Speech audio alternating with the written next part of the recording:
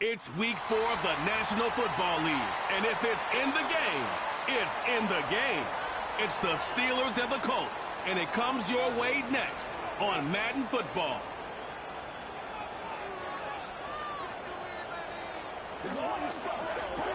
EA Sports coverage of the National Football League is on the air. With Charles Davis, as always, I'm Brandon Gaudin. Charles, you talked about storylines in this one. I think it begins and ends with our two quarterbacks, certainly two of the best in the business. And nowadays, I don't think you can get by for long periods of time without a top-flight quarterback. The way the game is played, with all the responsibility he has and how the game flows through him, if he's not on the top of his game, your team's not going to benefit at all.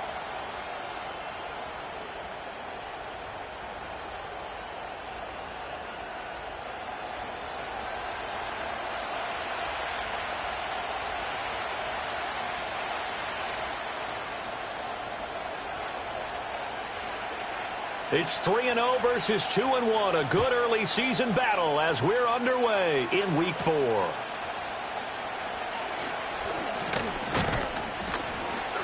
And all in all, a pretty solid return. Nearly got it to the 35. They'll mark him down officially at the 34. So the Steelers offense getting set for their first drive.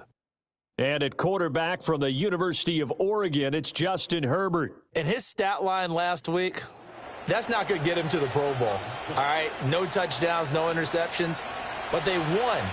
And so the bottom line for him is team won, managed the game effectively, led them to victory. He's doing all the right things. And his defense able to plug him up there as he'll get a yard to the 35.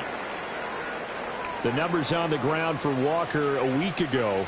North of 100 yards, the 2 scores, and, you got to give a lot of credit to the O-line. We talked a lot about him, but offensive line was good, too. They're obviously in sync with each other, whether it's zone blocking, power running game, no matter what. He understands how to read them and find the creases that they provide. It's a 4-yard pickup there, and it leaves him with 3rd and 5. Well, this defense for the Colts, they put together a strong effort last week in the win over Chicago. And I'm eager to see the game plan and trying to attack them this week, because when you take it away 4 times through interceptions, what do you do now when you go into a game? Do you decide you can't throw the ball? Do you try and run it more? Or do you tell your quarterback, make sure you see your guys open before you deliver? Excellent play there on 3rd down. Give them 25 yards. And even though this is a top 5 rushing offense, and we see this especially early in the game, they're going to do their best to keep you honest. They don't want you to get in the habit of stacking the box, so that's a good throw there, and they're able to come up with the first down. Now from Colts territory, here's a 1st and 10 at the 36. Out of the gun, Walker with it. And he is going to lose yardage here. One of the best of the last decade or so, Bobby Wagner in to bring him down. This defense is a difficult one to prepare for, one of the best in the league. They'll come at you from all angles, and they did a nice job there stopping him for a loss. A play fake, and now Herbert to throw. Looking sideline, incomplete. Mike Hilton, the man to break up the throw. An incomplete pass on that last play, and that means they'll need to come up with something here on 3rd down. You look at this Colt defense. They put together a strong effort last week in the win over the Bears, CD. And I'm eager to see the game plan and trying to attack them this week, because when you take it away 4 times through interceptions, do you now decide that I can't throw the ball against this team and try and run it like crazy? Or do you challenge them? This is going to be fun. Badgley able to punch this one through. And the Steelers will jump out to a 3-zip lead. Had just the one big play on the drive, but that was enough to put them in field goal range. Yeah, one big play of what they hope will be many others throughout the game. Every team has a different target for the number of plays like that, those explosives that we talk about. That allowed them to put points on the board on that drive. So the Colts now coming out for their opening drive.